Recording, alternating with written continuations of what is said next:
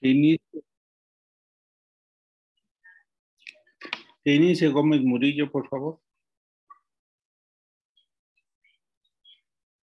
Ay, sí, doctor. ¿Me escuchan? Sí. Sí. Está bien, pues el día de hoy nosotros vamos a hablar sobre el tema de desfibrilación y cardioversión. ¿Le cambias, por favor, Adri?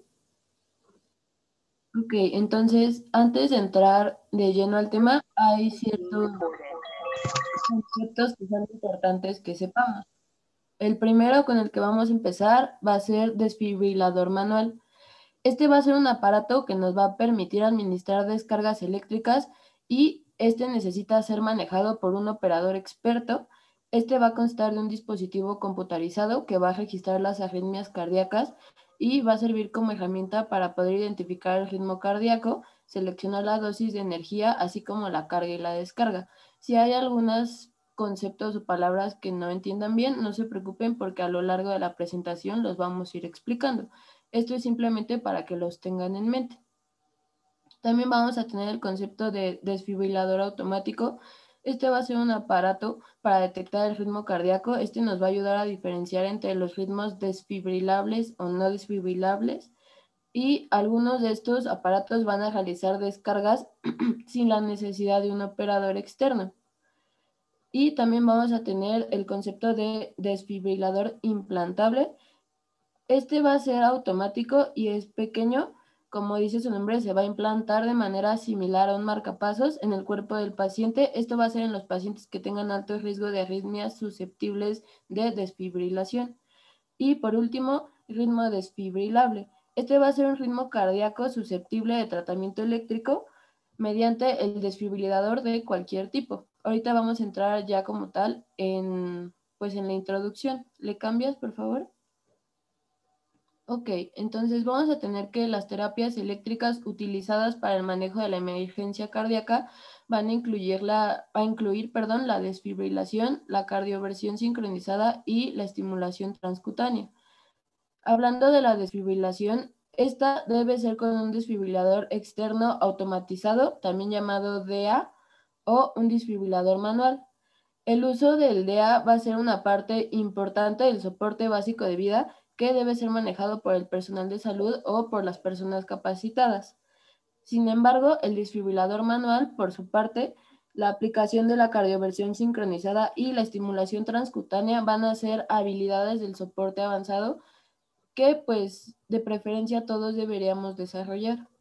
Entonces, la desfibrilación va a ser un tratamiento que es conocido desde hace varias décadas, pero pues con los años ha avanzado y hay nuevas evidencias científicas, entonces se ha reforzado su posición como uno de los tratamientos esenciales en la parada cardíaca, tanto en adultos como en niños.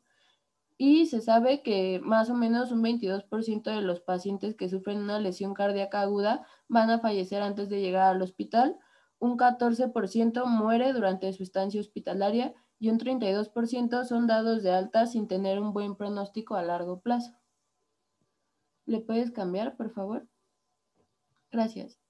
Entonces, ya entrando de lleno al tema, vamos a tener que la desfibrilación también es llamada contrachoque no sincronizado o contrachoque asincrónico. Esta se define como la administración de una corriente eléctrica a través del músculo cardíaco durante un periodo muy corto para terminar un ritmo cardíaco anormal. Los nombres alternos que recibe, estos se deben a que el suministro de la corriente no tiene relación con el ciclo cardíaco. Entonces, las indicaciones para la desfibrilación van a incluir taquicardia ventricular polimórfica sostenida, taquicardia ventricular sin pulso y fibrilación ventricular. Y vamos a tener que los desfibriladores no deben instaurarse como una medida aislada, sino que estos deben integrarse en un conjunto de planes que van a reforzar el resto de los eslabones de la cadena de supervivencia. Vamos a tener que el intervalo de tiempo entre el comienzo de la fibrilación ventricular y la aplicación de la primera descarga va a ser el principal factor de supervivencia. Entonces, la probabilidad de que la desfibrilación tenga éxito va decayendo con el tiempo. Entonces, por cada minuto que transcurra, la mortalidad se va a incrementar en un 10%. Si no realizamos un RCP de manera adecuada, vamos a tener que la mortalidad va a incrementar en un 3%, esto es por minuto.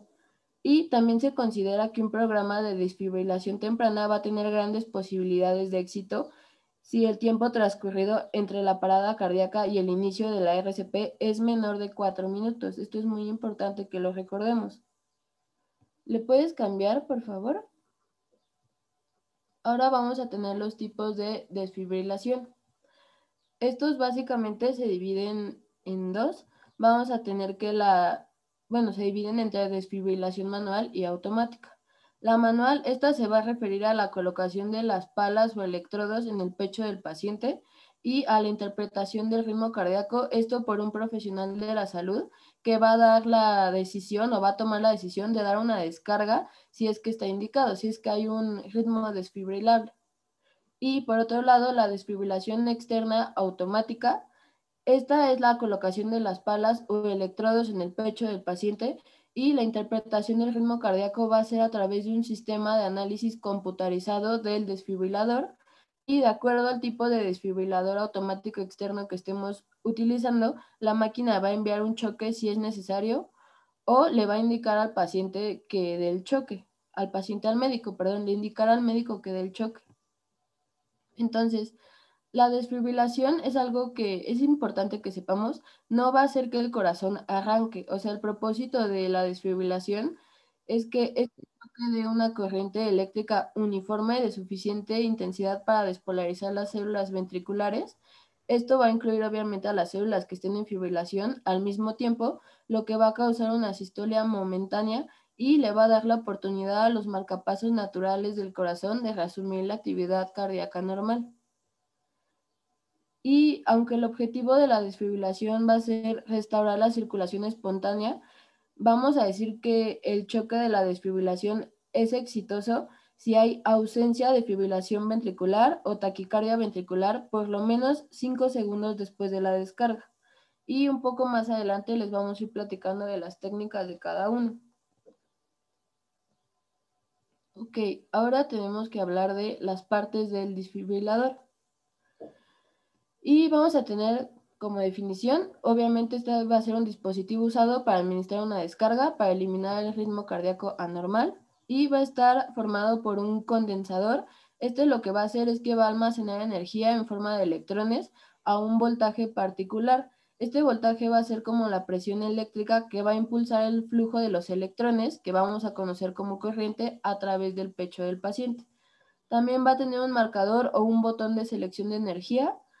Y es importante que sepamos que las descargas usadas para la desfibrilación y la cardioversión las vamos a expresar en joules. Más adelante vamos a hablar de cuánta energía se necesita según el tipo de desfibrilador.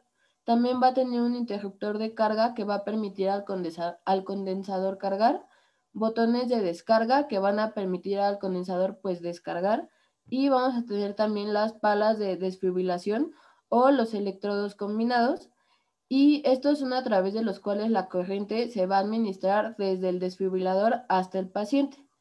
Vamos a tener los electrodos combinados, que le puedes dar clic, Adri, para que aparezca la imagen, por favor. Esas van a ser las paletas que vamos a usar o las palas de desfibrilación. Le das otro, por favor. Y estos van a ser los electrodos combinados o parches. Estos en lo que consisten son en palas de metal flexible y van a tener una capa de gel conductor y un anillo adhesivo que los va a mantener en el lugar, o sea, en el pecho del paciente, cuando el botón de descarga en el desfibrilador es presionado. Entonces, lo que va a ocurrir aquí es que el condensador carga, una vez que ya está cargado y presionemos el botón de control de descarga, el voltaje va a empujar una corriente de electrones, que va a ser la corriente, hacia el paciente a través de las palas o los parches o electrodos de combinación, ya sea lo que se esté utilizando, y esta corriente va a pasar al corazón en una onda que va a viajar de la paleta al pecho y de regreso a la otra paleta en un breve periodo de tiempo y va a ser lo que nos va a ayudar a normalizar el ritmo del corazón.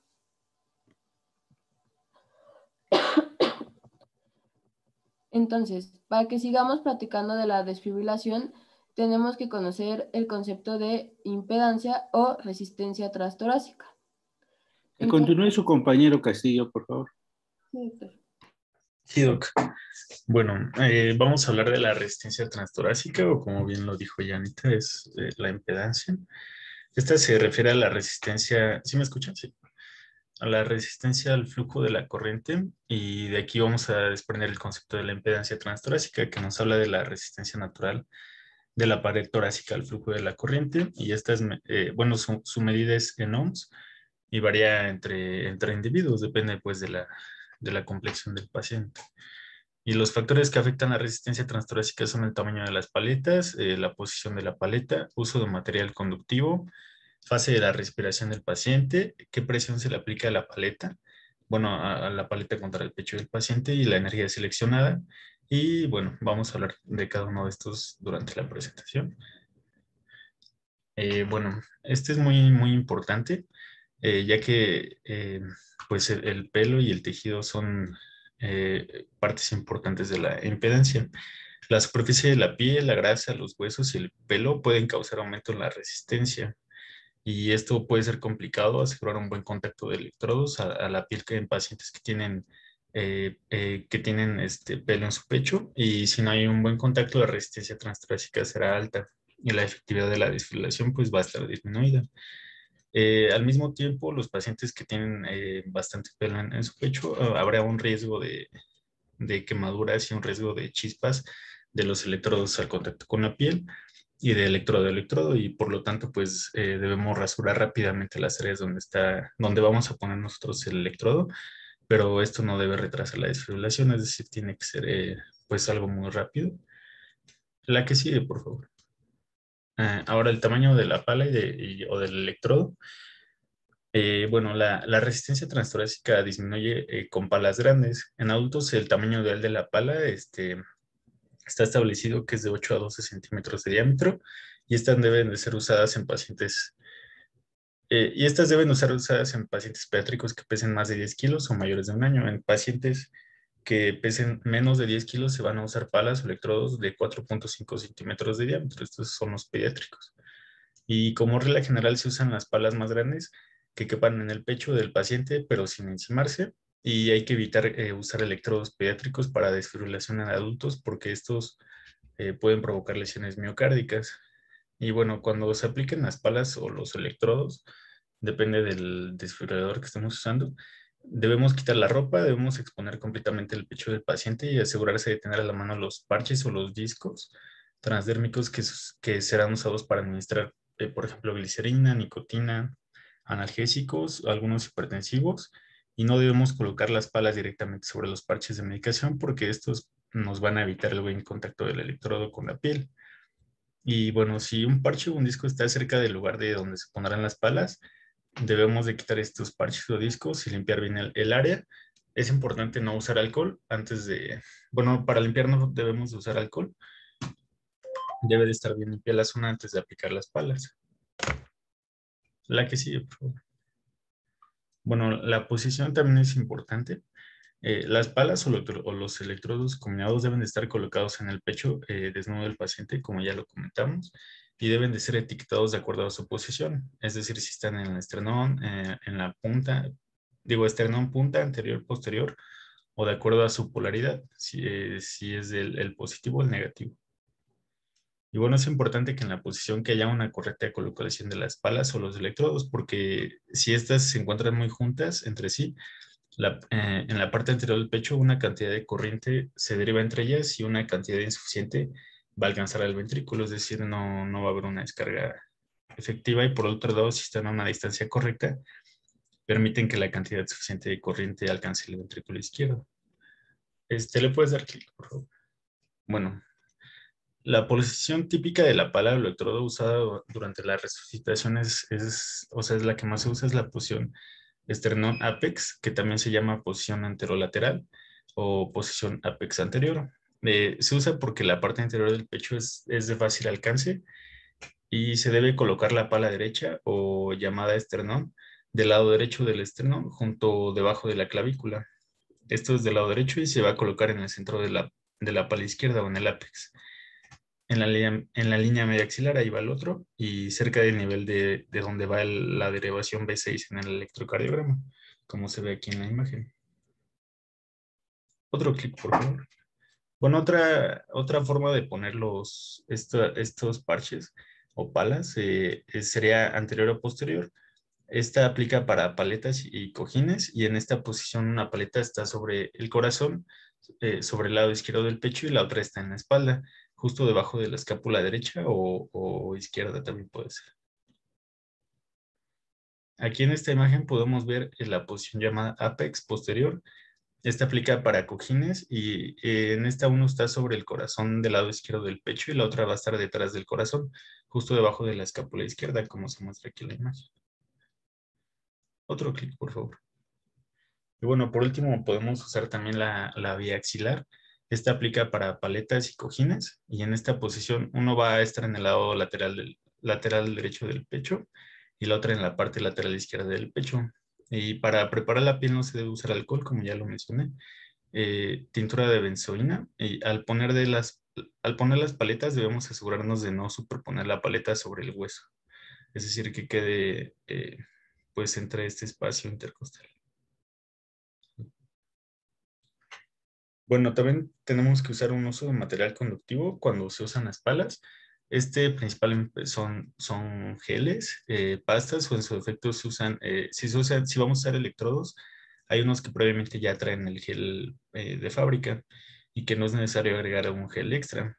Este material conductivo ayuda al pasaje de corriente entre el desfibrilador y la superficie de la piel.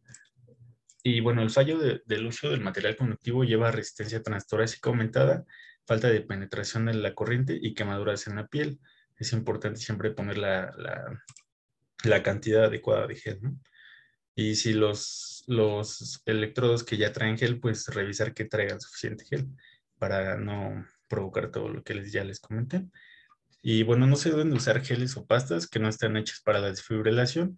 Esto puede ocasionar quemaduras en el paciente, y tampoco se debe de poner demasiado gel, o sea, lo correcto. Esto pues se aprende conforme a la práctica, porque esta se esparce en el pecho y puede llevar a quemaduras o chispas. Y bueno, otro factor importante es la fase de respiración del paciente. Tenemos que la inspiración aumenta la resistencia transtorácica y por el contrario, durante la exhalación, esta resistencia disminuye. Esto sucede porque el aire es un mal conductor de electricidad, y mientras más grande sea el volumen de aire en los pulmones, cuando se da una descarga, más grande será la resistencia al flujo de la corriente. La resistencia es menor cuando se da una descarga durante la exhalación, debido a que la distancia entre las paletas y el corazón pues va a ser menor. La que sigue, por favor. Bueno, ¿qué presión vamos a aplicar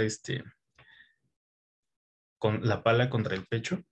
Bueno, cuando se usan las palas para la desfibrilación en adultos, se debe aplicar una firme presión de cerca de 25 libras o aproximadamente 11 kilos en cada pala. Esto va a disminuir la resistencia transtorácica debido a que mejora el contacto entre la superficie de la piel y las palas, y esto disminuye la cantidad de aire en los pulmones. Y bueno, cuando se usan las palas para desfibrilación pediátrica se debe aplicar presión cerca de 7 libras, que son aproximadamente 7 kilos. Digo 3 kilos, perdón. Para niños, esto es para niños que pesan menos de 10 kilos. Y vamos a aplicar una presión de 11 libras o 5 kilogramos para niños mayores de 10 kilogramos. Y bueno, no vamos a requerir presión cuando se usan electrodos combinados. Y bueno, ¿qué energía vamos a seleccionar? Y bueno, es necesario seleccionar el apropiado nivel de energía, que se mide en joules. Esta es su unidad de medida de la energía que vamos a aplicar. Si el nivel y la corriente son muy bajos, la descarga no eliminará el ritmo normal, y si la energía es excesiva puede resultar en lesiones miocárdicas. Bueno, más adelante vamos a ir explicando las técnicas para la desfibrilación automática y manual. Y vamos a hablar de qué energía necesita cada tipo de arritmia, ¿no? La que sigue, por favor. Bueno, ahora vamos a hablar de la desfibrilación según el tipo de ondas. Existen 3 tipos de ondas de desfibrilación. La primera es monofásica, bifásica y trifásica. Bueno, estas se van a clasificar de acuerdo a la corriente, si es enviada en una dirección, en 2 direcciones o en múltiples direcciones.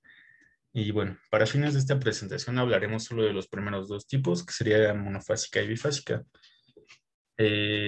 Cuando, cuando hablamos de monofásica, quiere decir que la corriente pasa a través del corazón en una sola dirección. Y cuando nosotros nos referimos a bifásica, es que la energía es enviada en dos fases.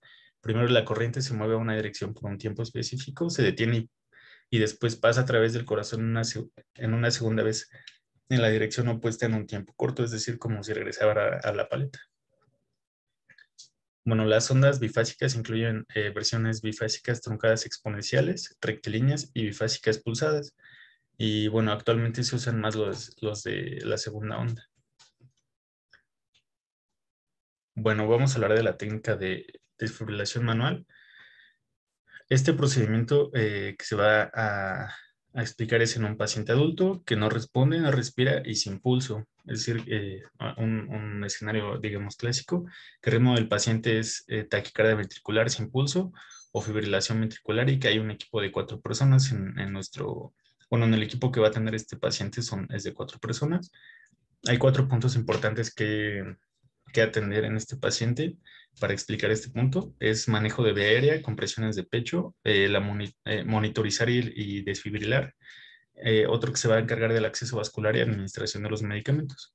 Como primer punto, debemos asegurarnos que un miembro del equipo continúe dando compresiones de pecho mientras se recarga el desfibrilador y un miembro del equipo debe estar atento al manejo de la vía aérea y debe insertar una vía aérea oral, a lo mejor algún tipo de cánula, montar una mascarilla con reservorio con oxígeno suplementario hasta que se coloque una vía aérea avanzada. Aquí en este punto es muy importante, haciendo mención otra vez que debemos de continuar con las presiones. Estas, como lo dice la CL, no debe de haber una pausa mayor de 10 segundos. No importa si el desfibrilador se está recargando, es decir, no deben de pasar más de 10 segundos de que dejemos de dar compresiones. Estas no deben de parar. Como punto número 2, el miembro que se va a encargar de la desfibrilación debe exponer el pecho del paciente y remover cualquier parche transdérmico o pomada, si es que está presente, y asegurarse de que el RCP continúe hasta que el desfibrilador esté listo. Si vamos a usar palas, se deben aplicar material conductivo a las paletas, es decir, los geles, o colocar los electrodos que ya traen el gel, y estos se colocan pues en el pecho del paciente, así como ya los mencionamos. Y bueno, si vamos a usar electrodos de combinación, se toman electrodos del paquete y se revisa que tengan la cantidad de gel adecuada. Se conectan los electrodos al cable de manos libres del desfibrilador y se colocan los electrodos al pecho del paciente en la posición indicada. Ahora, como punto número 3, se debe encender el monitor y verificar la presencia de un ritmo anormal en el monitor y vamos a seleccionar el nivel apropiado de energía. Los manuales dicen que son 360 joules para todas las descargas si es un desfibrilador monofásico y si hablamos de un bifásico, estos traen, el fabricante nos va a dar recomendaciones para la descarga inicial y los siguientes choques. Pero si desconocemos estos valores del fabricante, las guías recomiendan que debemos iniciar con una descarga de 200 joules. Como punto número 4, cuando el desfibrilador está listo, se le pide al miembro del equipo encargado de medicación intravenosa que prepare los primeros medicamentos que se usarán e iniciar después de la primera descarga. Ahora, como punto número 5, si se están usando palas, se le dice al miembro del equipo encargado que acomode las paletas en posiciones indicadas y aplicar la presión adecuada en cada paleta. Como es adulto, vamos a aplicar 11 kilogramos de presión y no apoyarse en las paletas porque puede resbalarse. Como punto número 6, se va a cargar el desfibrilador. Cuando usamos palas, se presiona el botón de carga en la máquina o el botón en la paleta del Apex. Y si se usan los electrodos, se presiona el botón de carga en la máquina. Ahora, como punto número 7, todos los miembros del equipo, con excepción del que está dando las compresiones, deben despejar al paciente mientras la máquina carga. Y como encargado de la vía aérea, se le debe recordar que apague el flujo de oxígeno. No debe de haber oxígeno mientras se le va a administrar la descarga al paciente. Como punto número 8, se debe escuchar la máquina cargar y el sonido cambia cuando alcanza su máxima carga. El miembro del equipo que está aplicando RCP y el encargado de dar las compresiones debe continuar mientras se carga la máquina. Una vez cargada esta máquina, el que está dando las compresiones debe despejar al paciente. o sea, nadie debe estar cerca del paciente y el oxígeno no debe de estar, digamos, fluyendo mientras se le va a dar esta descarga. Ahora, como punto número 9, se vuelve a checar el ritmo del ecocardiograma y si sigue sin cambiar, se dice despejen. Se mira a todos que hayan despejado al paciente, la cama y cualquier equipo conectado que esté conectado al paciente, digamos, se retira y que el flujo de oxígeno esté apagado. Como punto número 10, se van a presionar los botones de choque para descargar energía al paciente y una vez que ya se descargó, es decir, que ya se dio la descarga, se liberan los botones. Le das un clic, por favor. Ahora, como punto número 11, se le dice al equipo que vuelvan a dar RCP. Es decir, una vez que concluyó la descarga, el que está dando compresiones tiene que empezar a volver a dar las compresiones. No deben de pasar más de 10 segundos entre que acabó la compresión y entre que vuelven a iniciar las compresiones. Y bueno, se vuelve a encender el flujo del oxígeno y se le dice al miembro del equipo encargado de los medicamentos que inicie, es decir, que se inyecte un vasopresor al paciente. Se dan los 5 ciclos de RCP de 2 minutos y se vuelve a checar el ritmo. Si el paciente sigue presentando un ritmo desfibrilable, se vuelve a cargar el desfibrilador, otra vez se vuelve a decir despejen y se checa que todos hayan despejado y que el flujo de oxígeno está apagado y se da un segundo choque y después se vuelve a iniciar el RCP y otra vez se vuelve a correr el oxígeno. Y si se vuelve a dar un siguiente choque, se van a dar 360 joules y para los siguientes choques, si se usa un desfibrilador monofásico. Y si es bifásico, se usan los recomendados por el fabricante y si no conocemos, como ya lo mencioné, se van a usar 200 joules, dependiendo de la capacidad del desfibrilador. Ahora, como ya punto número 13, se le dice al miembro del equipo que dé un antiarrítmico por vía intravenosa. Como punto número 14, si ya no hay un ritmo desfibrilable presente, se checa el pulso y si hay un ritmo normal, se checa la presión sanguínea y otros signos vitales, así como cuidado post-resucitación. Y como último punto, si hay un ritmo pero no hay pulso o el ritmo es asistolias, se vuelve a dar RCP y se consideran de las causas y se dan medicamentos y otros cuidados de emergencia. A continuación vamos a ver un video para ilustrar todo lo que les acabo de comentar. Vamos a ejemplificar las dos formas más comunes de entregar una desfibrilación. La primera es la más comúnmente enseñada, que es llega el monitor desfibrilador, seleccionamos a nuestro monitor que esté en palas, tomamos las palas, las viajamos, deja de dar compresiones y vemos si se trata de un ritmo desfibrilable. Si lo es, regresamos las palas, se reinician las compresiones, seleccionamos la carga, la podemos cargar de la consola o de las palas, cualquiera de las dos, viajamos y realizamos la descarga. Fuera tú, fuera yo, fuera todos, descarga administrada. Y se reinicia la RCP y se continúa con todas las intervenciones. La segunda es la que le llaman la precarga, en la cual nosotros llegamos con el monitor desfibrilador, seleccionamos de manera inicial la carga que correspondería a la desfibrilación, verificamos que se ponga en palas, ¿sí? Se toman las palas, se cargan, ya sea directamente de las mismas o de la consola, se viaja, se dejan de dar las compresiones, se verifica que sea un ritmo desfibrilable y entonces sí, realizamos la descarga de la desfibrilación correspondiente. Fuera tú, fuera yo, fuera todos, entregamos la desfibrilación y se continúa la RCP. Obviamente se entrega una desfibrilación cuando sea taquicardia ventricular sin pulso o fibrilación ventricular. Y de esas dos formas son como comúnmente se entrega adecuadamente una desfibrilación. Bueno, no sé si quedó claro esta parte. Bueno, ahora vamos a pasar a la técnica de desfibrilación semiautomática. Que continúe su compañera Pérez, ¿no? Por favor, Pérez Rocha. Ok. Claro que sí, doctor. Como lo comentó mi compañero Braulio, vamos a pasar a la técnica de desfibrilación semiautomática. En cuanto a estos desfibriladores semiautomáticos, estos van a estar capacitados para analizar el ritmo cardíaco y decidir si corresponde a un ritmo desfibrilable o no corresponde a un ritmo desfibrilable. En caso de que la respuesta sea positiva, el aparato va a dar un aviso al operador, al médico operador, encendiendo una luz o por medio de una voz para recomendar una descarga que va a oscilar, como ya lo vimos, entre los 150 a los 300 joules, como lo marcan los manuales. De forma general, los pasos a llevar a cabo para no ahondar en la técnica que ya nos explicó perfectamente mi compañero Claudio, son los que están enumerados aquí. El primero, que es el encendido, obviamente, del aparato. El segundo, que es conectar los electrodos tanto al aparato como conectar los electrodos adhesivos en posición anterolateral, como lo revisamos, u otra posición alternativa, como también ya lo repasamos anteriormente.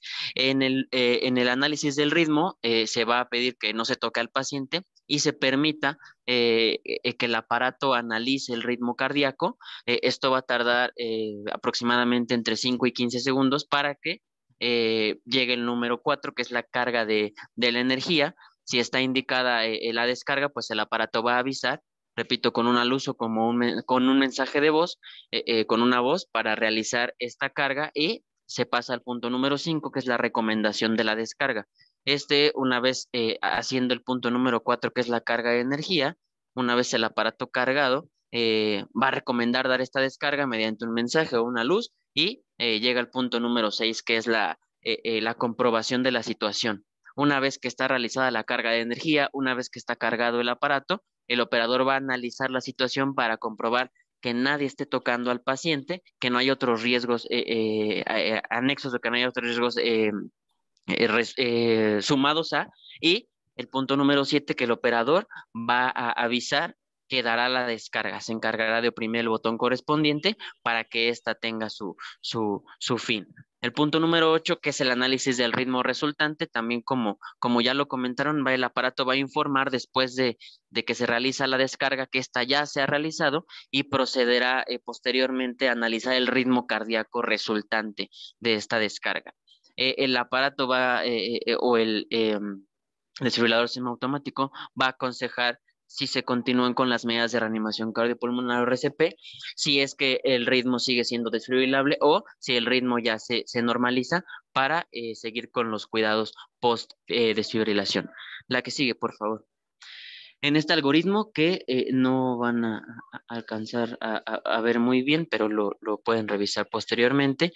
En este, primero que nada, va a asumir que los profesionales de la salud tenemos un conocimiento previo o ya hemos realizado alguna evaluación sobre el soporte básico de vida, incluyendo la activación del sistema de respuesta a emergencias, la realización del RCP y la colocación del desfibrilador manual. Para la desfibrilación, se requiere la interrupción mínima espaciada del RCP, por lo que un miembro del equipo, hablando del equipo de 4, como lo había comentado mi compañero, seguirá realizando la RCP de alta calidad hasta que llegue el desfibrilador y se coloque sobre el paciente. El líder del equipo va a asignar las funciones y responsabilidades de cada uno, organizándolos para intervenir y reducir al máximo las interrupciones en las compresiones cardíacas. No vamos a recomendar en este caso el uso continuado de un DEA cuando hay disponible un desfibrilador manual. Y en cuanto a las habilidades del mismo proveedor o del mismo profesional, pues sean adecuadas para interpretar el ritmo, ya que el análisis del ritmo y la administración de las descargas con el desfibrilador externo automático puede resultar en interrupciones prolongadas entre la desfibrilación y las compresiones torácicas. Y recordemos que lo que estamos tratando es reducir al máximo las interrupciones de las compresiones. La que sigue, por favor. En esta imagen vamos a demostrar la necesidad de minimizar las interrupciones entre las compresiones.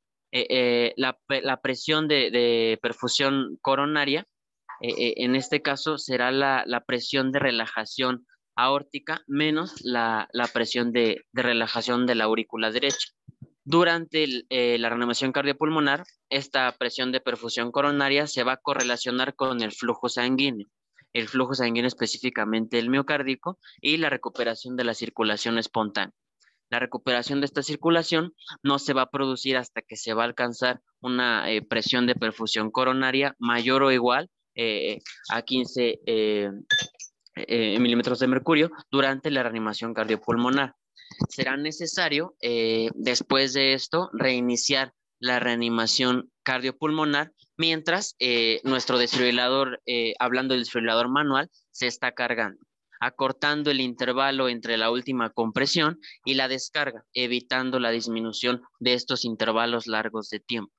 Esto nos va a ayudar, puede mejorarse obviamente el éxito de la descarga, y será importante que los profesionales de la salud que estén involucrados en esto, pues practiquen esta coordinación y practiquen estos pasos de manera eficaz entre la reanimación cardiopulmonar y la desfibrilación, para reducir, como bien lo mencionamos, al mínimo los intervalos de tiempo sin participación activa entre la detención de la compresión y la administración de la descarga. Posterior a esto, tras verificar que el ritmo sea desfibrilable, se iniciará la secuencia de carga en el desfibrilador. Otro reanimador deberá reanudar las compresiones torácicas y continuar hasta que el desfibrilador esté de manera completa o esté completamente cargado. El operador hablando del desfibrilador manual, deberá administrar la descarga tan pronto como la persona que esté en este momento realizando las compresiones retire sus manos, despeje el área, retire las manos del tórax del paciente, y todos los miembros del equipo en este caso estén alejados del mismo contacto con el paciente. La que sigue, por favor. Hablando en este caso de la reanimación cardiopulmonar después de la descarga y de la comprobación de pulso, inmediatamente siguiendo los pasos después de la misma descarga, vamos a reiniciar la reanimación cardiopulmonar, comenzando con compresiones torácicas. Vamos a realizarla durante 2 minutos, y en los primeros minutos después de una desfibrilación con éxito, cualquier ritmo espontáneo será normalmente o típicamente lento y no creará ningún pulso ni ninguna perfusión tisular. El paciente va a necesitar en ese caso reanimación cardiopulmonar durante varios minutos hasta que se pueda realizar o se pueda reanudar una función cardíaca adecuada. Además, en este punto todas las descargas dan lugar al éxito de la desfibrilación. Por ello, será importante reanudar la RCP de alta calidad, empezando con las compresiones torácicas inmediatamente después de que realizamos la descarga.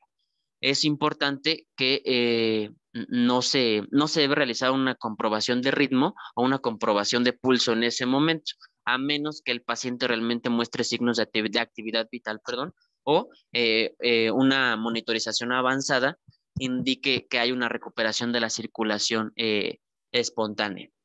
Y obviamente, previo a esto, hablando de los puntos que ya tocamos, pues se haya establecido un acceso intravenoso. Posterior a esto, vamos a realizar esta comprobación del ritmo, transcurridos ya 2 minutos de la reanimación cardiopulmonar, y en este caso la pausa entre las compresiones torácicas para comprobar este ritmo pues no debe exceder los 10 segundos. Es importante que si el ritmo, en este caso que lo estamos evaluando, es organizado y existe un pulso palpable, se procede con la atención posparo cardíaco o el cuidado post-reanimación. Si la comprobación del ritmo muestra un ritmo no desfibrilable y no hay pulso, entonces se va a proceder con la secuencia de asistolia del lado derecho del algoritmo que presenté o que presentamos hace un momento. Está justamente este punto de los pasos 8, 9, no recuerdo, hasta el 11. Y hablando del mismo ritmo, si la comprobación muestra un ritmo desfibrilable, entonces por obviedad vamos a administrar una descarga, reanudaremos posteriormente la reanimación cardiopulmonar y este punto también está en el algoritmo que les pusimos anteriormente. ¿Qué más? La que sigue, por favor. Ok. Hablando ahora de la administración de los medicamentos, pues esto será muy importante y concomitante a la reanimación, a la desfibrilación. Si el ritmo, en este caso, igual siendo o teniendo los mismos procedimientos, si el ritmo sigue siendo desfibrilable, pues vamos a realizar una segunda descarga y al detener esta vamos a seguir dando la reanimación cardiopulmonar aproximadamente por 2 minutos si es necesario. Una vez puesta posteriormente a esto, nuestro acceso a nuestra vía intravenosa, vamos a administrar adrenalina. La dosis será de 1 miligramo intravenosa y se va a repetir cada 3 a 5 minutos. En este caso, el clorhidrato de adrenalina se utilizará durante la reanimación principalmente por los efectos conocidos alfa-adrenérgicos, lo que va a producir en este caso una vasoconstricción. Esta vasoconstricción va a aumentar el flujo sanguíneo cerebral en este caso y el flujo sanguíneo coronario durante la reanimación, lo que va a significar el aumento de la presión arterial y el aumento de la presión aórtica diastólica. Si no presenta el paciente respuesta posterior a la administración de adrenalina y el ritmo sigue siendo desfibrilable, será necesario realizar otra descarga y posteriormente es necesario administrar otro fármaco, la amiodarona. Esta se administrará en bolo, vía intravenosa, igual 300, la dosis es de 300 miligramos.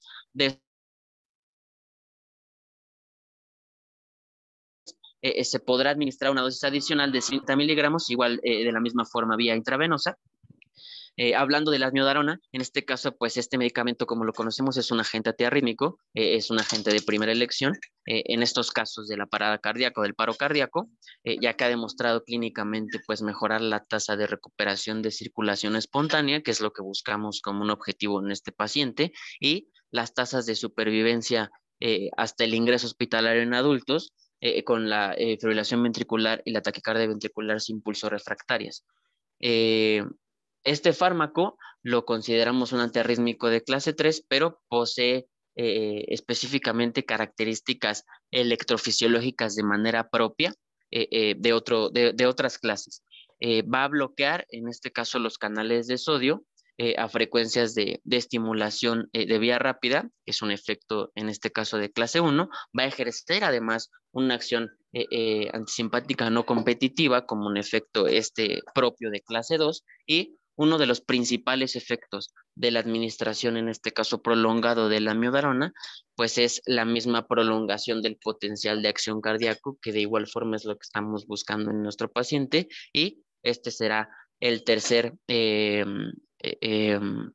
efecto propio del fármaco de la amiodarona. Si en este caso estamos pensando en administrarla y no disponemos del fármaco de la amiodarona, los proveedores de la salud o los médicos pues se pueden apoyar o pueden administrar lidocaína. Le puedes dar... en este caso, la lidocaína, la primera dosis será de 1 a 1.5 miligramos sobre kilogramo de peso, de igual forma vía intravenosa, y después de esta se administrará de 0.5 a 0.75 miligramos sobre kilogramo de peso, igual por vía intravenosa, a intervalos de 5 a 10 minutos hasta llegar a una dosis tope, a una dosis máxima de 3 miligramos por kilogramo de peso. Si no contamos con la amiodarona y estamos pensando en la lidocaína, este fármaco va a suprimir el automatismo del tejido de conducción cardíaco, aumentando en este caso el umbral de estimulación eléctrica de los ventrículos del sistema de His-Purkinje, y además de todo esto, la despolarización espontánea de los ventrículos durante la diástole mediante una acción directa sobre el tejido cardíaco. De igual forma va a bloquear la permeabilidad de la membrana neuronal a los iones de sodio, lo que va a propiciar en este caso que se inhiba la despolarización y se bloquee la conducción. En caso de que la administración, hablando después de la adrenalina, del primer fármaco por el que podemos optar, que es la amiodarona, no llegue a solucionar el problema, pues será necesario, en caso de que el ritmo sea desfibrilable, regresar a los mismos pasos, y si el ritmo no es desfibrilable, deberá aplicarse el protocolo para la sistolia. La que sigue, por favor.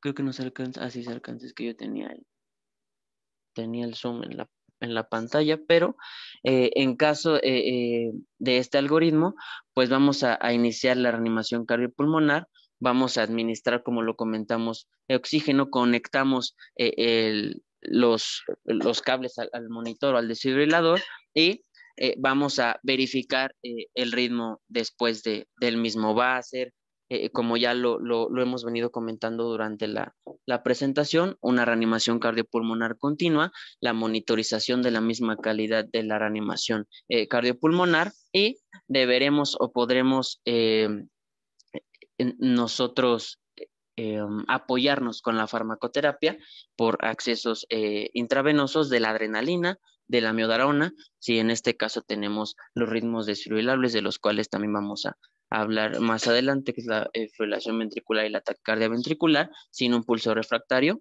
y se considera la posibilidad de utilizar un dispositivo avanzado para la vía aérea, y se tratan todas esas causas reversibles, o para tratar todas esas causas, reversibles en este caso. Después, obviamente, de la reanimación cardiopulmonar y de la desfibrilación si el ritmo es desfibrilable, pues se pondrán en marcha los cuidados posparo cardíaco o los cuidados post-desfibrilación, la que sigue, por favor. Ok, en este caso vemos las arritmias desfibrilables. Este electrocardiograma va a simular o ejemplifica una fibrilación ventricular. En este caso, la fibrilación ventricular, como sabemos, pues los ventrículos simplemente no se contraen de una manera adecuada, de una manera coordinada. El corazón no logra bombear sangre. Y en este caso, pues la fibrilación ventricular, simula o realiza una forma de paro cardíaco que debe tratarse de manera inmediata. Esta fibrilación se va a caracterizar por este ritmo de los ventrículos rápido, mayor de 250 latidos por minuto. Es un ritmo irregular, es un ritmo de morfología, o se le conoce como un ritmo caótico, y este ritmo va a conllevar a la pérdida absoluta, como lo mencioné anteriormente, de la contracción cardíaca. Por lo que de igual forma pues tenemos que tratarlo de manera inmediata. La principal etiología de esta fibrilación ventricular pues será la cardiopatía isquémica, aunque puede llegar a aparecer en la mayoría de las enfermedades cardíacas, como la miocardiopatía hipertrófica, la miocardiopatía dilatada, y el único tratamiento, sabiendo que es un ritmo desfibrilable, pues será ¿no? La desfibrilación eléctrica en este caso. ¿Qué más? Se va a caracterizar, como lo alcanzamos a ver en el electrocardiograma, por estas ondulaciones irregulares, características en la forma, en la morfología caótica ya mencionada, sin que se puedan distinguir ni complejos QRS, ni ondas P, ni ondas T. Y como sabemos que tiene una dirección anterolateral, pues será muchísimo más visible, y sabiendo también obviamente que la contracción o lo que está afectado en este caso son los ventrículos, pues será muchísimo más visible en el electrocardiograma, en la derivada en 2, 3, en ABF, en B4, B5 y en B6. La que sigue, por favor. En este caso, tenemos otro electrocardiograma que ahora va a ejemplificar a la taquicardia ventricular. Hablamos nosotros de taquicardia ventricular cuando aparecen 3 o más latidos ventriculares de manera sucesiva. La duración de estos es menor de 30 segundos. Si es de esta manera, se le denominará taquicardia ventricular no sostenida. Si la duración de estos latidos sucesivos, los latidos ventriculares de manera sucesiva, es mayor de 30 segundos, o precisa en este caso, como lo hablaremos más adelante, una cardioversión eléctrica, pues se le denominará taquicardia ventricular de manera sostenida. La principal causa, la principal etiología de la taquicardia ventricular, pues será la cardiopatía isquémica, de igual forma como en la fibrilación ventricular, y en este caso se debe a mecanismos de reentrada en las regiones dañadas por un infarto, en este caso, en ese momento, un infarto anteriormente presentado. Otras causas de esta taquicardia ventricular pues pueden ser de igual forma las miocardiopatías, tanto la dilatada como la miocardiopatía hipertrófica, una miocardiopatía de igual forma ritmogénica, en este caso hablando obviamente ventricular, valvulopatías, sarcoidosis o en ciertos casos la enfermedad de Chagas también causará este tipo de taquicardia. Suele ser, hablando de la forma, de la morfología, suele ser una taquicardia regular, una taquicardia con frecuencia cardíaca entre los 100 y los 250 latidos por minuto y en determinados casos, pues la taquicardia, como puede ser regular, pues también puede ser o tener un ritmo de forma o de manera irregular. El cuadro clínico en este caso, pues variará, desde los síntomas comunes o regulares, palpitaciones, el dolor precordial, hasta la parada cardíaca, pasando obviamente por todos esos síntomas previos, que son el síncope, hasta poder llegar a un shock cardiogénico o a una insuficiencia cardíaca. En este caso, en el electrocardiograma, todos los complejos de la taquicardia ventricular, los complejos de la QRS, van a tener la misma morfología. Si tienen la misma morfología, se le denominará esta taquicardia ventricular por tener la misma forma monomórfica. Si la morfología varía entre estos complejos QRS, se le va a denominar taquicardia ventricular polimórfica o taquicardia ventricular pleomórfica. Y de igual forma como en esta taquicardia ventricular, como en la fibrilación ventricular, se puede distinguir dentro del electrocardiograma, como estamos viendo o estamos pensando en una posición anterolateral del corazón, se podrá distinguir de mejor forma en las derivadas 2, 3 en ABF, y en B4, B5 y B6. La que sigue, por favor. Bueno, en este caso presentaremos un video de los ritmos desfibrilables. Hola, ¿cómo están? Bueno, vamos a dar en esta ocasión lo que es el repaso, el resumen, acorde a las guías internacionales de los ritmos de paro. Vamos a acercarnos hacia el monitor, en el cual, pues como ya se describió previamente, tenemos un ritmo sinuoso. Lo que pasando ahora a los ritmos no desfibrilables en el contexto de paro cardíaco, vamos a tener lo que es la asistolia. Realmente es muy fácil de identificar. Sí, el video habla de los ritmos desfibrilables y de los no desfibrilables. En los primeros 2 minutos 30 vamos a tener los desfibrilables, y como estamos hablando de eso, si quieren dejamos correr nada más esos en este momento. Prácticamente los ritmos de paro se dividen en ritmos desfibrilables y ritmos no desfibrilables. Los dos ritmos desfibrilables serán lo que es la taquicardia ventricular y la fibrilación ventricular.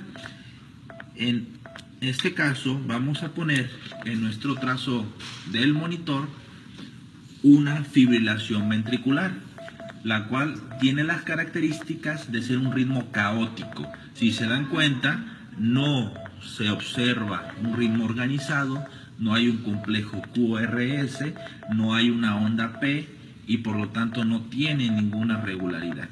Se traduce, como les comento, como un ritmo caótico. Este ritmo amerita una desfibrilación precoz y dar lo que es una reanimación cardiopulmonar de alta calidad. La misma situación la comparte lo que es la taquicardia ventricular. En este caso vamos a poner una taquicardia ventricular en la cual estamos viendo que es un ritmo sinuoso, es decir, tenemos un complejo QRS ancho, es un ritmo rápido, pero la característica es de que está regular.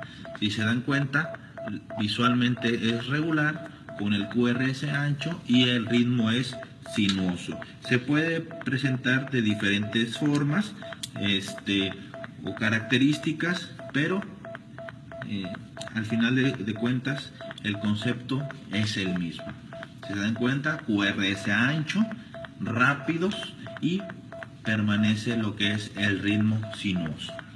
Estas dos que describí son los ritmos desfibrilables y ameritan una desfibrilación precoz y una reanimación cardiopulmonar de alta calidad, acompañado de los fármacos actualmente descritos como son la adrenalina y la amiodarona en su momento. Lo que pasando ahora a los ritmos no desfibrilables en el contexto de paro cardíaco, vamos a tener lo que es la asistolia. La asistolia realmente es muy fácil de identificar, es una línea isoeléctrica, pero sí tenemos que comprobar que realmente nuestro paciente tenga una asistolia, es decir, hacer una lista de comprobación, la cual consiste en que los cables estén bien conectados al paciente, que los cables estén bien conectados al monitor, elevar el voltaje al doble de nuestro trazo y verificarlo en 2 derivaciones. Si está en D2, pasarlo a D3 y así corroboraríamos con estas acciones que nuestro paciente tiene una asistolia. Si al momento de doblar el voltaje detectamos que hay una fibrilación ventricular fina, el tratamiento cambiaría completamente. Este ritmo amerita RCP de calidad y fármacos únicamente, no amerita desfibrilación. El fármaco vasopresor es la adrenalina, recordemos que la vasopresina ya salió de las guías 2015 y la adrenalina se administra en cuanto se tenga un acceso venoso o intraóseo. El otro ritmo, que puede ser una diversidad importante, es lo que es la actividad eléctrica sin pulso. ¿Qué es la actividad eléctrica sin pulso? La actividad eléctrica sin pulso es cualquier ritmo organizado que debería tener pulso, pero no lo tiene, entonces entra esta definición que comento.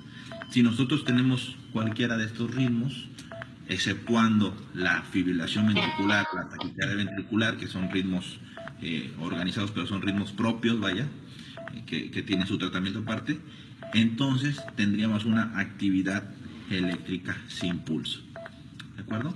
Si a este trazo lo vemos en cualquier contexto y nuestro paciente no tiene pulso, es una actividad eléctrica sin pulso y el tratamiento sería prácticamente el mismo que la asistolia, que es una reanimación cardiopulmonar de alta calidad con una administración de vasopresor, como en este caso la adrenalina, de manera inmediata, en cuanto se tenga un acceso intravenoso o intraóseo. Bueno, entonces esto ya se va a ampliar más lo que es durante el taller de urgencias cardiovasculares, pero conceptualmente hablando lo resumimos así de sencillo: los ritmos no desfibrilables y los ritmos desfibrilables. Hola, ¿cómo están? Bueno, vamos a dar en esta...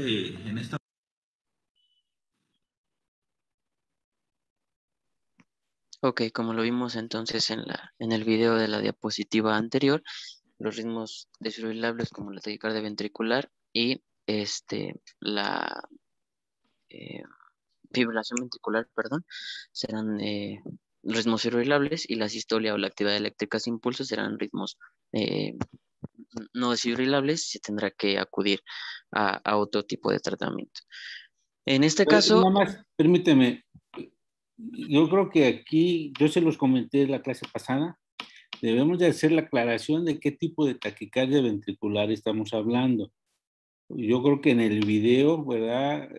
Como que lo quiere hacer demasiado fácil, pero hay diferentes tipos de taquicardia ventricular y tienen por ejemplo, las 3 que yo les comenté, tienen diferente manejo. Entonces, o sea, sí es muy importante saber distinguir qué tipo de taquicardia ventricular estamos hablando. Esa que mostraron en el video, ¿verdad? Que él le llamaba sinusal o algo así, ¿verdad? Es una taquicardia ventricular monomorfa. Actualmente, con la nomenclatura que usa el ACLS o la AJA, ¿verdad? Esa monomorfa se tiene que relacionar o ir y descartar si el paciente tiene pulso o no. O sea, normalmente esa taquicardia monomorfa se relaciona con pacientes con pulso. Entonces es una taquicardia ventricular con pulso y esa requiere cardioversión, como ahorita nos van a comentar sus compañeros. En cambio, la taquicardia ventricular sin pulso es aquella taquicardia que no lleva una ritmicidad así como nos la mostraron, ¿verdad? Que los complejos QRS van a variar de morfología. Entonces, hablamos de una taquicardia ventricular sin pulso. Y la otra taquicardia, que es la helicoidal o torsada de puntas, ¿verdad? Esa es clásica, eso es muy difícil de podernos confundir, ¿verdad? Es algo que es muy fácil de distinguir cuando es que la llegamos a ver. Entonces, y esa requiere igualmente otro tipo de tratamiento. Entonces, como ven, hablar de taquicardia ventricular así muy generalizado es, ¿verdad? A veces quizá en algún momento precipitar algunas complicaciones relacionadas al manejo que le demos al paciente. Entonces, yo insisto, ¿verdad? Taquicardia ventricular con pulso, o antes llamada monomorfa, taquicardia ventricular sin pulso, o antes llamada polimorfa, porque es de diferente morfología, todos los complejos QRS, no lleva una ritmicidad, y esta es la taquicardia ventricular que se relaciona a evento de paro, así como la fibrilación ventricular. Muy bien, que continúe su compañera Fernanda Martín, por favor.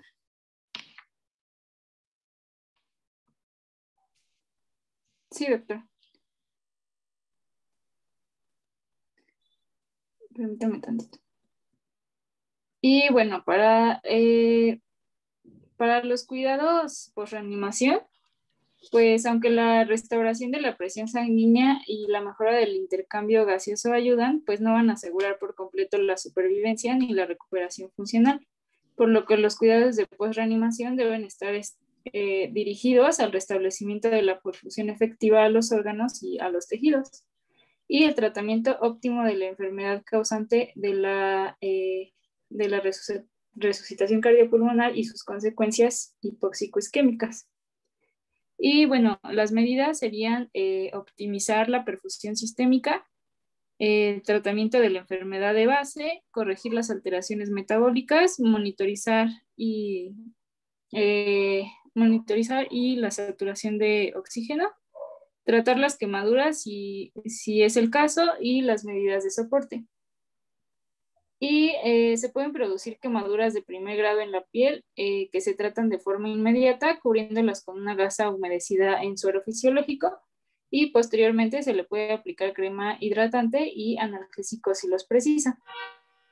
Y los cuidados post se deben basar en optimizar la perfusión sistémica y corregir las alteraciones metabólicas probablemente presentes y proporcionar las medidas de soporte para aumentar una recuperación sin secuelas.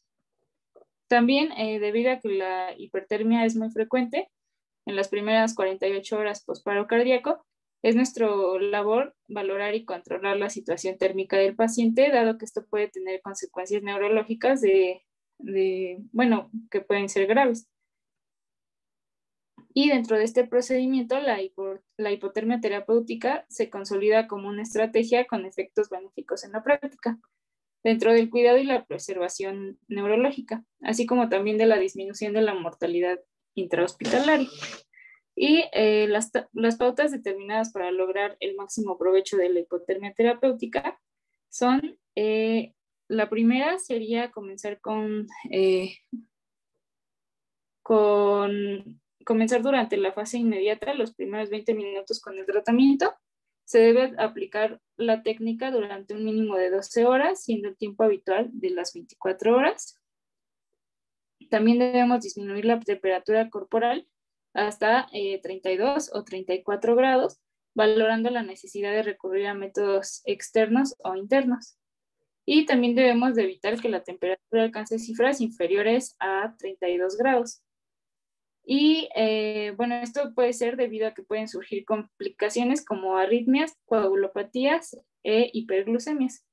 Y junto a ello también existe un mayor riesgo de neumonía y sepsis, secundario a la inmunosupresión. Bueno, ahora vamos a hablar de la cardioversión, Y veremos que la cardioversión, en la imagen podemos ver un electrocardiograma de un paciente el cual ha perdido su ritmo sinusal. Y posteriormente, haciendo el uso de la cardioversión, vamos a lograr restablecer este ritmo y vamos a ver cómo se lleva a cabo este procedimiento. La que sigue, por favor. Y bueno, ¿qué es la cardioversión? La cardioversión es una terapia eléctrica, al igual que la desfibrilación. La diferencia es que esta va a consistir en que está sincronizada con el complejo QRS.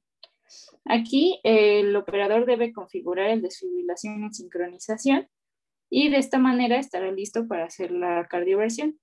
El aparato busca la parte más alta del complejo QRS, que es la onda R, y milisegundos después se les va a dar la descarga eléctrica. Este es sincronizado con el fin de evitar una descarga durante la repolarización o durante la onda T. Y si se descarga en la repolarización, podríamos precipitar una fibrilación ventricular. Y también se van a utilizar niveles de energía más bajos que en la desfibrilación. La que sigue, por favor. Y bueno, en cuanto a las indicaciones, vamos a tener aquellas que serán de forma urgente y las que son de forma programada o electiva. En las de forma urgente, las vamos a utilizar cuando existe un ritmo que amenaza la vida del paciente, produciendo inestabilidad hemodinámica. Si además la frecuencia ventricular que acompaña a la arritmia cardiovertir es superior a 150 latidos por minuto, la AJA recomienda la cardiovertir inmediata cuando tengamos taquicardia supraventricular mal tolerada por el paciente. Aquí en esta arritmia, cuando es bien tolerada, revierte frecuentemente con maniobras vagales. Si la arritmia es mal tolerada y se acompaña de signos de deterioro hemodinámico, se debe interrumpir mediante la administración de adenosina intravenosa, que es la cardioversión farmacológica de elección, o bien mediante una cardioversión eléctrica.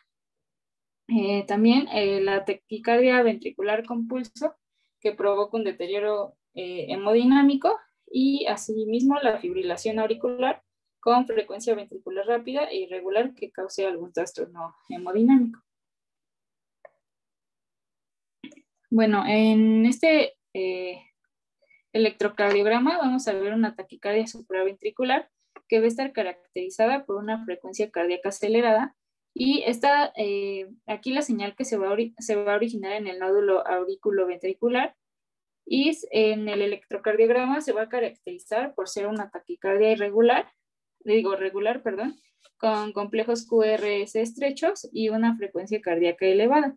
Y la frecuencia va a oscilar entre los 175 a los 250 latidos por minuto.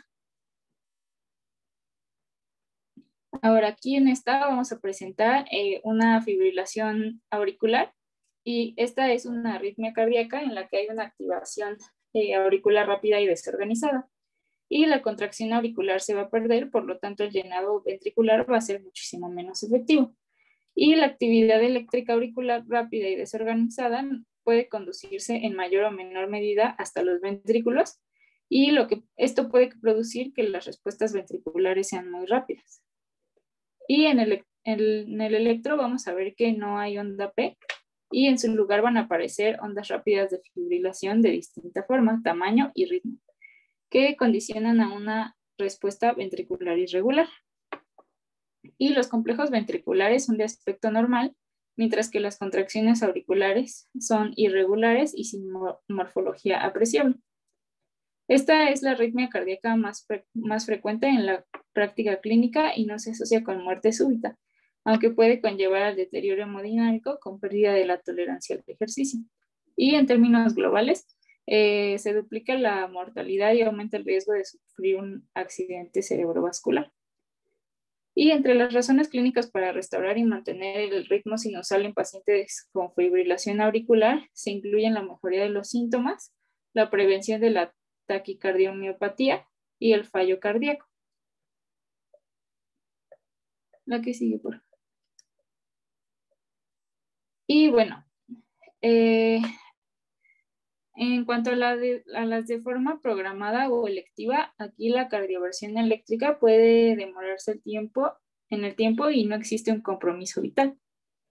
Esta cardioversión eléctrica programada es un procedimiento seguro y efectivo para restaurar el ritmo sinusal en pacientes preparados adecuadamente.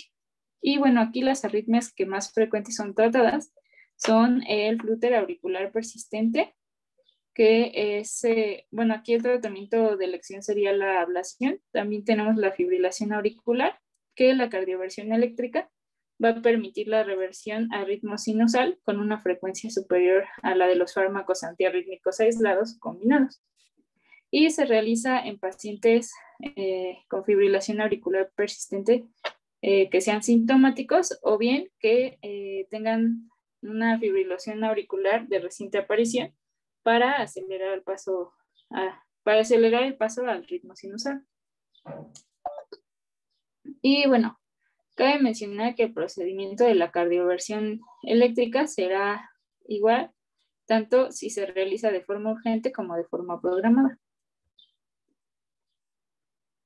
Y bueno, en este electrocardiograma vamos a ver un flúter auricular, que esta es una arritmia debida a una macroentrada auricular, y se van a apreciar típicamente unas ondas auriculares con morfología en dientes de sierra, o también llamadas las ondas F, en lugar de las P sinusales. Y la frecuencia auricular suele oscilar entre los 250 a los 300 latidos por minuto.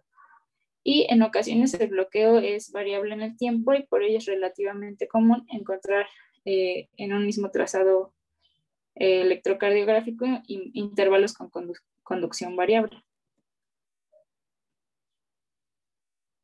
Y bueno, en cuanto a las contraindicaciones, tenemos a las taquicardias de inicio y fin espontáneos que no produzcan inestabilidad hemodinámica, a la fibrilación auricular con múltiples recurrencias o con varias cardioversiones a pesar de los tratamientos farmacológicos profilácticos, también a la fibrilación auricular crónica de 2 años o más de evolución, y también a la presencia de intoxicación digitálica, puesto que la arritmia puede degenerar en asistolia o taquicardia ventricular. Y en cuanto a las contraindicaciones relativas, puede ser un desequilibrio electrolítico, porque, bueno, sí existe presencia de hipopotasemia por el riesgo de inducir arritmias. La que sigue, por favor. Y bueno, en cuanto a los recursos y materiales de la cardioversión, aquí vamos a enlistar los materiales necesarios para llevar a cabo, bueno, para que esta se produzca correctamente. Y lo más importante es que el desfibrilador de esta sea preferiblemente bifásico. Y también necesitamos contar con un pulsioxímetro, un tensiómetro y que se tome el electrocardiograma. También se van a utilizar palas autoadhesivas desechables o tradicionales y electrodos con gel para tomar el electrocardiograma. Y bueno, aquí los fármacos son muy importantes y estos dependen del protocolo de cada unidad. Podemos hacer uso de propofol de 0.5 a 1 miligramo por kilogramo de peso, el etomidato de 0.3 miligramos sobre kilogramos y el midazolam, que podríamos hacer uso de este con 0.1 miligramos sobre kilogramos. También vamos a hacer uso de suero fisiológico para mantener la vía permeable. Y por último, vamos a utilizar el carro rojo y vamos a prestar especial atención a que este contenga el kit de intubación, el ambú, las cánulas de Guedel, y las cánulas de aspiración, y también el material para la oxigenoterapia, la mascarilla con reservorio, las puntas nasales y la toma de oxígeno. Ay, no sé por qué no se ve. Bueno, no se ve la imagen, pero bueno, para el procedimiento de esta vamos a tener diversos pasos. Y bueno, el primer paso sería sedar a los pacientes, a todos los pacientes conscientes, siempre que no estén inestables o que su estado se deteriore rápidamente. Posteriormente vamos a encender el desfibrilador, ya sea monofásico o bifásico. El siguiente paso sería colocar las derivaciones. Colocar las derivaciones del monitor en el paciente y asegurar de que el ritmo del paciente se muestre correctamente. Y vamos a colocar los electrodos sobre el paciente. Posteriormente vamos a pulsar el botón de control de sincronización para establecer el modo sincrónico. Y bueno, después vamos a buscar los marcadores de la onda R que indiquen el modo sincrónico. Y si es necesario, vamos a tener que ajustar la ganancia del monitor hasta que los marcadores sincrónicos aparezcan con cada onda R. Y bueno, después de esto hay que seleccionar el nivel de energía apropiado y vamos a administrar las descargas sincronizadas monofásicas según la siguiente secuencia. Por ejemplo, aquí en la fibrilación auricular inestable, la dosis inicial sería de 200 joules. En la taquicardia ventricular monofórmica inestable sería de 100 joules inicialmente. Y también en el flúter auricular inestable sería de 50 a 100. Y la taquicardia ventricular polimórfica e inestable la vamos a tratar como la fibrilación ventricular con la desfibrilación de alta energía, como lo vimos hace rato. Y bueno, posterior a esto, pues como ya lo vimos, es importante advertir a los miembros del equipo que se está cargando el desfibrilador y que todos estos se aparten. Y ya después se va a pulsar el botón de carga y se va a despejar al paciente en lo que cargue el desfibrilador. Y ya después se va a pulsar el botón de descarga. Posteriormente vamos a tener que verificar el monitor y si la taquicardia persiste, vamos a tener que aumentar el nivel de energía de acuerdo al algoritmo de la cardioversión eléctrica. Y ya por último, vamos a activar el modo sincrónico después de la administración de una descarga sincronizada. Y la mayoría de los desfibriladores vuelven por defecto al modo no sincrónico después de la administración de una descarga sincronizada. Y esta configuración permite administrar una descarga inmediata si la cardioversión causa una fibrilación ventricular. ¿Me pueden dar clic en el video, por favor? Hola compañeros y compañeras, bienvenidos de nuevo a vuestro canal de tutoriales de emergencia. En el día de hoy vamos a ver cómo se realiza una cardioversión eléctrica y contamos con la colaboración de la doctora Rebeca Cuenca, que es médico de familia y de urgencias. Seguro que os va a encantar. Rebeca, cuando quieras.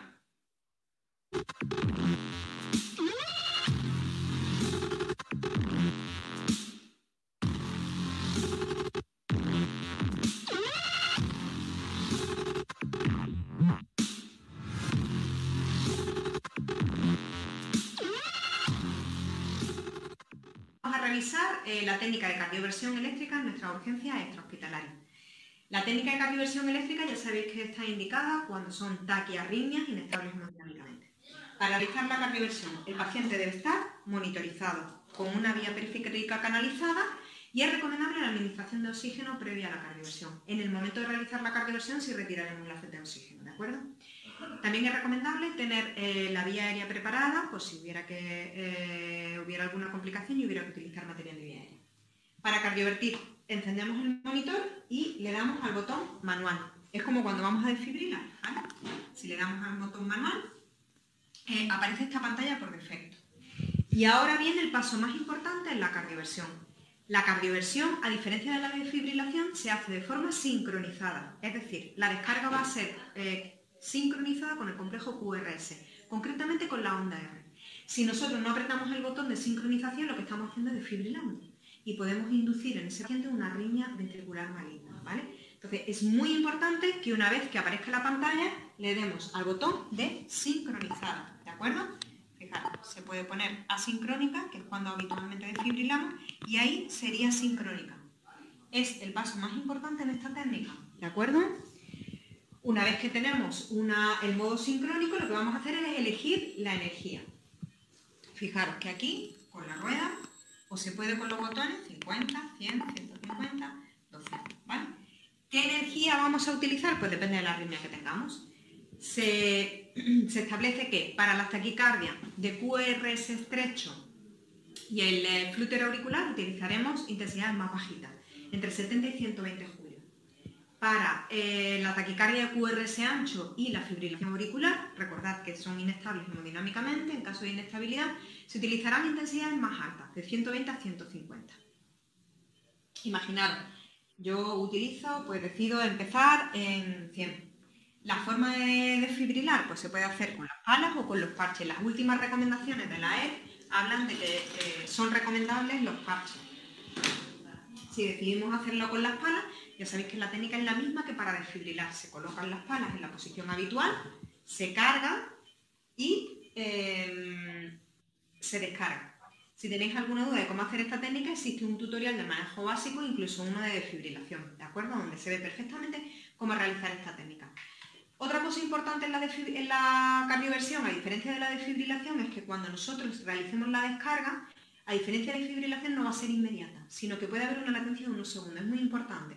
¿Por qué? Porque muchas veces descargamos, no descarga, no notamos en la descarga, retiramos la presión y entonces hace la descarga. Puede haber una latencia de hasta algún segundo, porque recordad que es sincronizada con la onda R, ¿de acuerdo?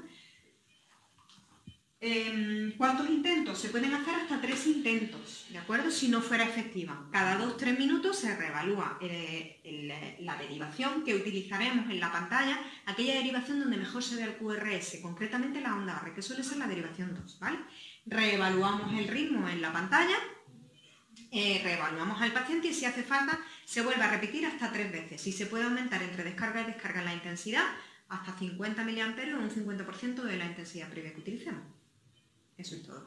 Muchas gracias, Rebeca. De nada. ¿Qué se nos ha olvidado? Ah, que no os olvidéis, que me matan. Suscribiros y darle a la campanita esa.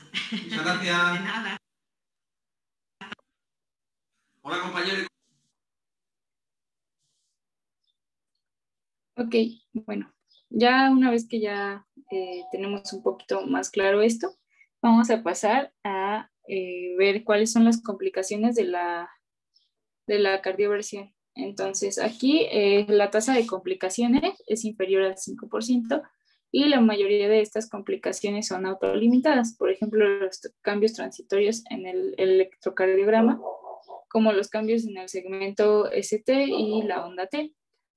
Y estas son, bueno, también el paciente puede presentar quemaduras superficiales y es frecuente la aparición de quemaduras cutáneas en un 20 a 25% de los casos. Su aparición se va a relacionar con una técnica inadecuada y el riesgo de quemaduras es menor con el uso de desfibriladores bifásicos y las palas geladas. También pues, es importante hacer uso profiláctico de una crema de esteroides o de ibuprofeno tópico previo a la cardioversión eléctrica. Puede reducir la severidad y la incidencia de estas quemaduras.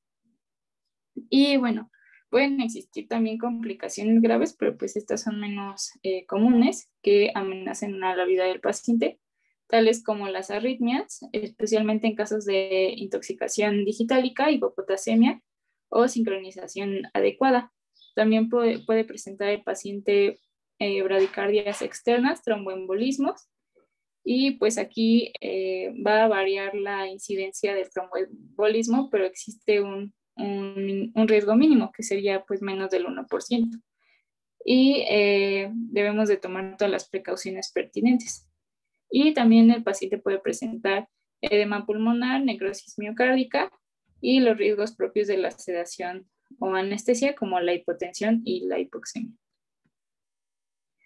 Y bueno, aquí, bueno, creo que no se alcanza a ver muy bien, pero aquí en este algoritmo vamos a presentar, bueno, vamos a ver qué se va a hacer cuando tengamos una taquicardia con pulso en adultos. Y bueno, primero lo que vamos a hacer es evaluar oportunamente la condición clínica y frecuentemente va a estar la frecuencia en mayor a 150 latidos por minuto en taquiarritmia. Después vamos a tener que identificar la causa subyacente y tenemos que mantener la vía aérea y asistir la respiración si es necesario. Y también si hay hipoxia, pues hay que hacer la administración de oxígeno y hay que poner el monitor para identificar el ritmo. Luego, aquí nos debemos de preguntar si la taquicardia persistente ocasiona hipotensión, si está alterado el estado mental, si tenemos signos de shock o si tenemos algún malestar isquémico en el pecho o si tiene el paciente alguna insuficiencia cardíaca aguda. Y si sí, pues tenemos que hacer una cardioversión sincronizada y debemos de considerar la sedación. Y si hay un complejo regular estrecho, hay que considerar el uso de adenosina. Y bueno, aquí en la cardioversión sincronizada, como ya les había comentado, las dosis iniciales pues van de los 50 hasta los 200 joules, dependiendo qué es lo que presente el paciente. Y si el paciente no presenta si no presenta hipotensión, ni estatus mental alterado, ni signos de shock, pues vamos a checar el complejo QRS, si este está ensanchado o no. Si sí está ensanchado, tenemos que poner un acceso intravenoso y hacer un electrocardiograma de 12 derivaciones que está disponible. Y también debemos de considerar la adenosina solamente si es regular o monofásico. Y aquí la primera dosis sería de 6 miligramos intravenosos seguido de salina normal. Y la segunda dosis sería de 12 miligramos, solamente si esta es requerida. Y también se considera una infusión antiarrítmica y consulta con los expertos. Y bueno, aquí sí el QRS no es mayor a 12 segundos, se pone igual un acceso intravenoso y se hace el electrocardiograma si está disponible y se hacen maniobras vagales. También se hace uso de la adenosina si tenemos si es regular nuestro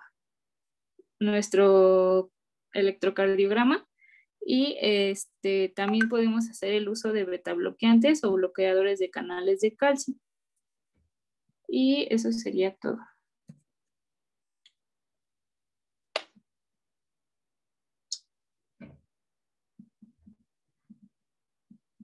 ¿Alguien quiere comentar algo, preguntar algo?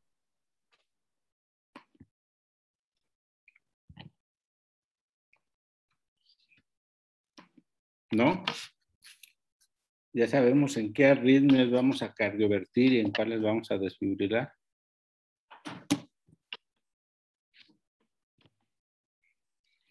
Al final eso es lo importante, ¿verdad? Saber en qué arritmias hacemos un procedimiento y en qué arritmias hacemos otro. Y en la cardioversión, pues, qué dosis de energía vamos a utilizar. Eso es lo importante. Doctor, entonces, por ejemplo, para una cardioversión podemos iniciar con 50 joules y viendo la respuesta del paciente se va incrementando, o podemos iniciar de primera, por ejemplo, con 100 joules. Por eso mismo, primero depende de que usted identifique la arritmia. Si es una arritmia del tipo del flote auricular, ¿verdad? O de la fibrilación auricular, ¿sí? Se recomiendan de 120 hasta 200 joules. Si es una taquicardia supraventricular paroxística, es el intervalo de energía de 50 a 100. Si es una taquicardia ventricular con pulso o monomorfa, también es de 120 a 200 joules. O sea, aquí depende el tipo de taquiarritmia que usted identificó, es la dosis, bueno, es el procedimiento y la dosis de energía que va a administrar. Ok, doctor, gracias. Algo bien importante que deben tener en cuenta es que así como en la desfibrilación, la cardioversión es parar un ritmo que va muy rápido, ¿sí? Entonces, aquí el riesgo es que tenga un periodo momentáneo de asistolia.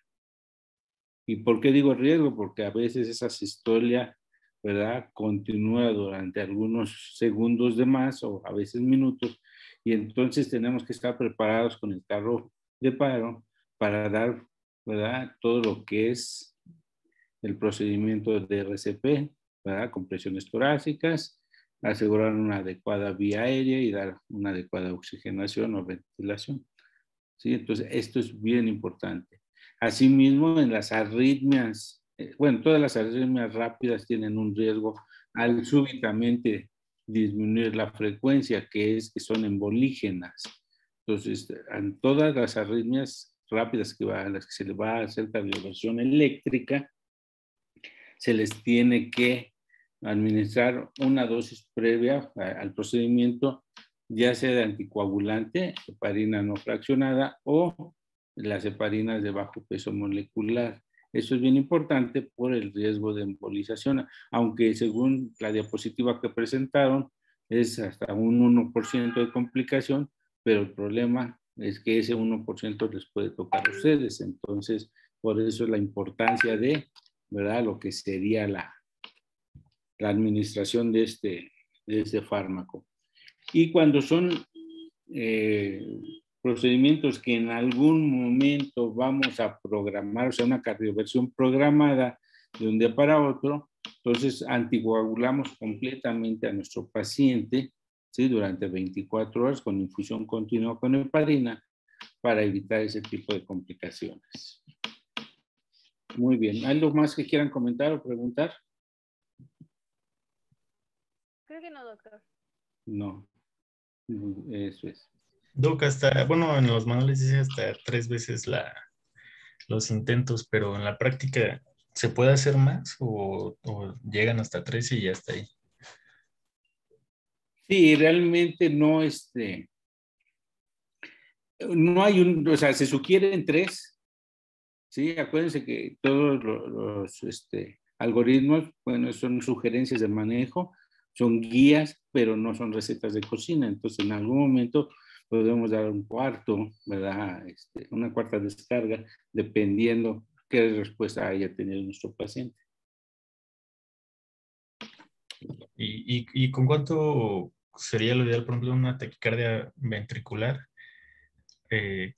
Casi ya llega el desfibrilador y ¿cuánto le ponen de joules al principio? O sea, podría iniciar con el 120 joules, ¿verdad? De ahí, si no hay respuesta, se puede ascender o escalar hasta 150, y si no, de 150 a 200 joules. Ok. Doctor, disculpe, ¿y en los niños serían igual la cantidad de voltaje o disminuiría? ¿Perdón? En los niños, por ejemplo, que se En tenga los que niños cardiovertir o desfibrilar a un niño, ¿bajaría la cantidad de voltaje? Por lo regular se da por kilogramo de peso. Miren, la verdad no tengo experiencia con niños, pero si mal no recuerdo, parece que son de 2 hasta 4 joules por kilogramo de peso. En los niños sí. Ok, doctor. Sí. Gracias. No, en los pacientes obesos, doctor, se aumenta obviamente más la cantidad de joules, es decir, un paciente que pese 120 kilos y que mida 170 centímetros. O sea, digamos, por obviedad se aumenta la cantidad de joules. Se le llega al tope, por ejemplo, si el intervalo es de 120 a 200, inicias con 200. Ajá, ok, entonces hay que empezar con lo máximo, ¿no? Así es.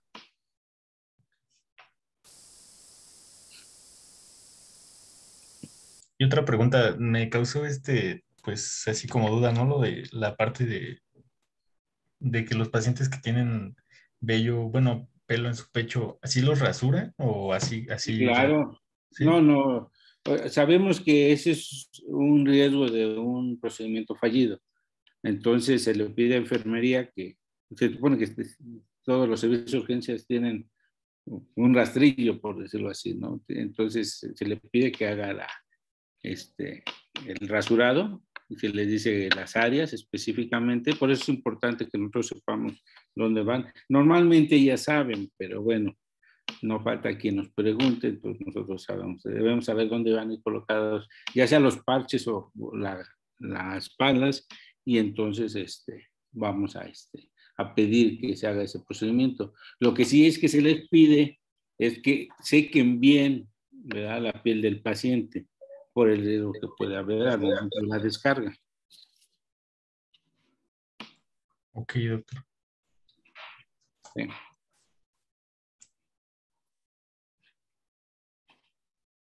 ¿Nada más?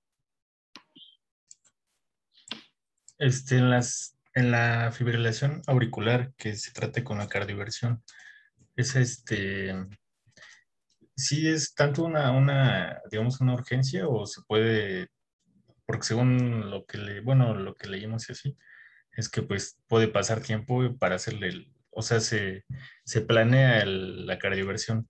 ¿Eso sí A se ver, hacen urgencias? ajá. O- Ahí se puede hacer una cardioversión programada, definitivamente, pero toda arritmia que por ser tan rápida esté provocando datos de bajo gasto, toda la primera elección es cardioversión eléctrica, ¿sí? Si tiene algunos datos sugestivos de bajo gasto, pero sin llegar a esa manifestación extrema de angor, de dificultad respiratoria, de lo que sería deterioro neurológico, ¿verdad? Entonces podríamos iniciar con una cardioversión farmacológica, y si la respuesta fuera parcial, ¿verdad? Bueno, estamos preparando, sobre todo en la FA, ¿sí? Los preparamos, ¿verdad?, para hacer la cardioversión eléctrica, ¿verdad? A veces son horas después de la cardioversión farmacológica, y a veces sí podemos esperarnos hasta 24 horas. Ahora, una FA persistente, que no necesariamente debe dar datos de bajo gasto, pero por ser una arritmia tan arrítmica, con grandes riesgos de complicaciones como tipo embolismos, ¿verdad? Entonces, sí se programan, ¿verdad?, para hacer cardioversiones eléctricas, y como tal, programadas, ¿verdad? A veces 2 días, 3 días, en fin, dependiendo la condición del paciente. Ok, doctor. ¿Sí?